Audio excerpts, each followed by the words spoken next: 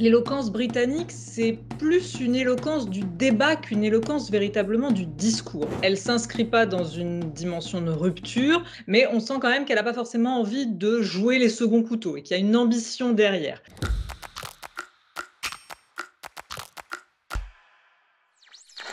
That this House and this country can have confidence in this government today. I'm honoured to take on this responsibility at a vital time for our country.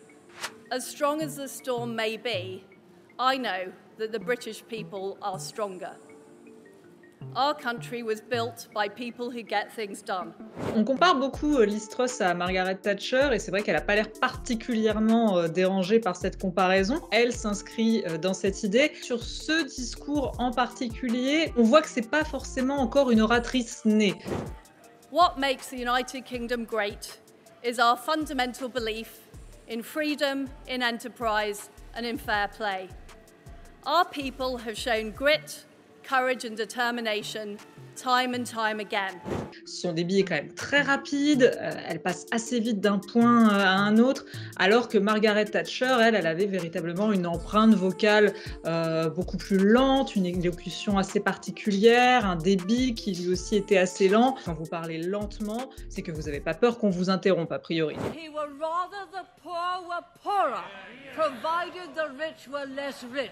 Tout chez Margaret Thatcher transpirait vraiment l'autorité, mais il faut quand même savoir qu'elle avait aussi beaucoup travaillé sa voix en amont, qui n'était pas forcément la même que quand elle a commencé la politique, pour la rendre justement plus profonde et plus autoritaire. Et pour le moment, c'est vrai que Liz Truss, elle en est pas encore tout à fait là.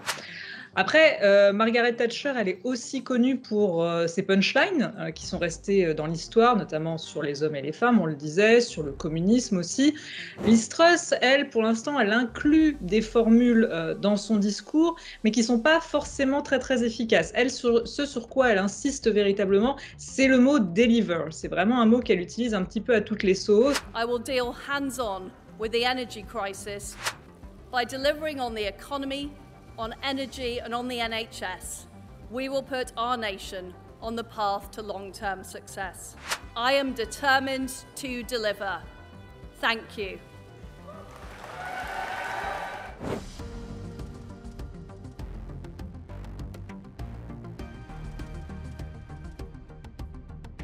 L'éloquence britannique, c'est plus une éloquence du débat qu'une éloquence véritablement du discours. Donc ça sera intéressant surtout de voir ce que Liz Truss va donner face à l'opposition à la Chambre des communes, parce que si par exemple on prend Theresa May, elle n'a pas fait véritablement de discours qui soit resté dans les mémoires, mais en revanche elle a eu des passes d'armes qui étaient vraiment mémorables et très incisives à la Chambre des communes, notamment je pense à une face à Jeremy Corbyn. But perhaps I could just finish my exchange with him by saying this. As a party leader who has accepted when her time was up, perhaps the time is now for him to do the same. Wait for it. Even the independent Tigger group, Change UK, or whatever they're calling themselves this week, are now on to their second woman leader. There's only one party in this House letting the side down, the Labour Party. Donc voilà, il faut voir aussi en débat avec une opposition en face ce que ça va pouvoir donner, pour se donner véritablement une idée de ce que Liz Truss va donner, du moins à l'oral.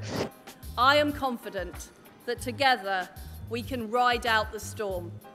We can rebuild our economy. And we can become the modern, brilliant Britain that I know we can be. This is our vital mission to ensure opportunity and prosperity for all people and future generations. I am determined to deliver. Thank you. Elle termine son discours donc par cette phrase qui rappelle bien évidemment son mot préféré, I am determined to deliver, thank you. Donc si avec tout ça, elle ne délivre pas à la fin, c'est vrai que c'est un peu à n'y rien comprendre.